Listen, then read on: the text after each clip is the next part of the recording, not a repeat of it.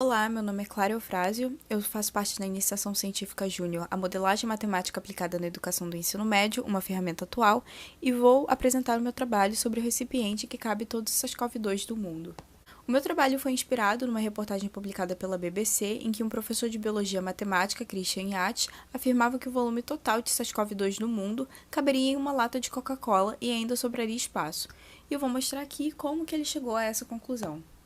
Para isso, a gente precisa saber algumas informações necessárias. Quantas partículas SARS-CoV-2 existem no mundo? Qual o volume de uma partícula desse vírus? Qual é o volume total? E ainda o conceito de empacotamento de esferas. Para a gente saber quantas partículas existem no mundo, a gente precisa descobrir quantas pessoas estão infectadas. Essa conta foi feita em fevereiro de 2021 e, naquela época, o Institute for Health and Metrics utilizou alguns modelos estatísticos e epidemiológicos e estimou que o número real de infectados por dia era de aproximadamente 3 milhões de pessoas. Outra coisa que a gente deve levar em consideração é a carga viral. A carga viral depende de há quanto tempo a pessoa foi infectada. As cargas virais aumentam, atingem um pico em cerca de 6 dias após a infecção e depois diminuem progressivamente. Como a gente sabe como a carga viral varia ao longo do tempo, a gente só precisa de uma estimativa da carga viral máxima. Um estudo não publicado coletou os dados de números de partículas de vírus por grama de uma variedade de tecidos diferente em macacos que foram infectados e ampliou a escala do tamanho desses tecidos para ser representativo de humanos. E as estimativas apontaram que o pico de carga variam de 1 bilhão a 100 bilhões de partículas do vírus, e a gente vai utilizar a média geométrica desse intervalo, que é 10 bilhões. A gente sabe quantas pessoas são infectadas por dia, mas também tem que levar em consideração as pessoas que são infectadas nos dias anteriores. A gente vai considerar aqui um período de 7 dias, que é o tempo que as pessoas apresentam cargas virais significativas. Fazendo as contas, a gente tem 21 milhões de pessoas com partículas do vírus.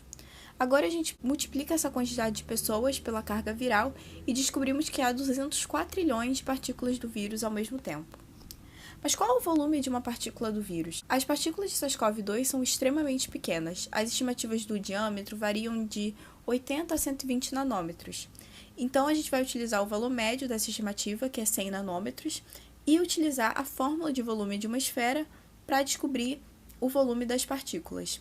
A gente descobre, então, que essas partículas têm um volume de 523 mil nanômetros cúbicos cada uma. Para a gente descobrir qual é o volume total, é só multiplicar os valores que a gente descobriu anteriormente, a quantidade de partículas que existem pelo volume de cada uma delas.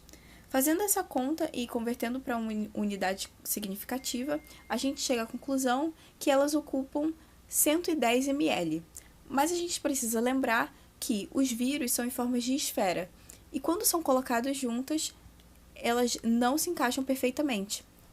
Então, a gente precisa lembrar do empacotamento de esferas. A conjectura de Kepler diz que o empacotamento de maior densidade das esferas, elas ocupam 74% do volume total.